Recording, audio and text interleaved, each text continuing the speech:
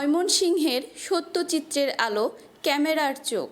গত বুধবার 5 জুন বিদ্যাময়ী বালিকা উচ্চ বিদ্যালয়ের ময়মনসিংহ প্রাক্তন ছাত্রী সমিতি আয়োজনে সুবিধাভোগী 50 জন কর্তৃক মেধাবী দরিদ্র শিক্ষার্থীর মাঝে আর্থিক অনুদানের সাহায্য অভিভাবকের কাছে প্রদান করা হয়। অনুষ্ঠানে প্রধান অতিথি ছিলেন নার্গিস আনার বেগম, সভাপতিত্ব করেন নাসিমা আক্তার প্রধান শিক্ষক, বিদ্যাময়ী সরকারি বালিকা উচ্চ বিদ্যালয় ময়মনসিংহ। তিনি বলেন, 1983 সালে বিদ্যাময়ী সরকারি বালিকা উচ্চ বিদ্যালয়ের প্রাক্তন শিক্ষার্থীদের মাঝে প্রাক্তন ছাত্রী কল্যাণ সমিতি গঠন করা হয়। তোমার মায়ের, তোমার বাবার, তুমি সমাজের, তুমি প্রতিষ্ঠানের, তুমি শিক্ষকের, তুমি সবার।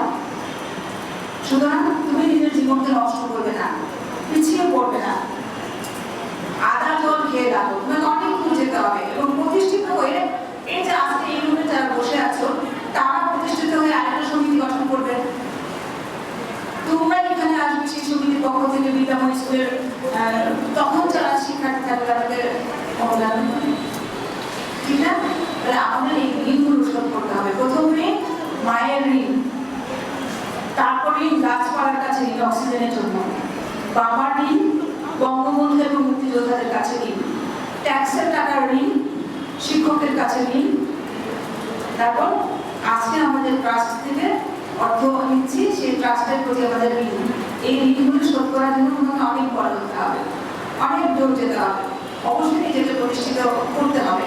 প্রতিষ্ঠিত হয়ে তুমি যখন এইরকম কোনো কাজ করবে, ভালো কাজ করবে, দেশকে ভালোবাসবে, দেশের মানুষের জন্য কাজ করবে, তখন তোমার সবগুলো ঋণ পরিশোধ হবে। ঠিক আছে?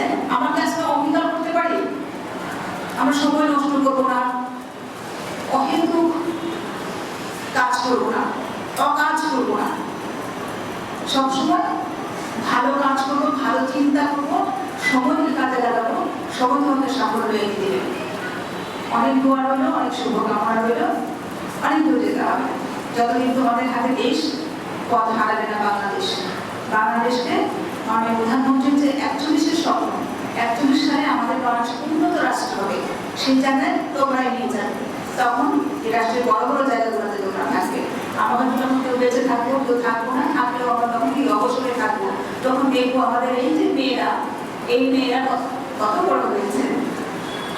ঠিক আছে? অনেক শুভকামনা। আসসালামু আলাইকুম। আর উপস্থিত ছিলেন শিক্ষক ও ছাত্রী অভিভাবক বৃন্দ। তথ্যচিত্র, স্টাফ রিপোর্টার শাকিল আহমেদ।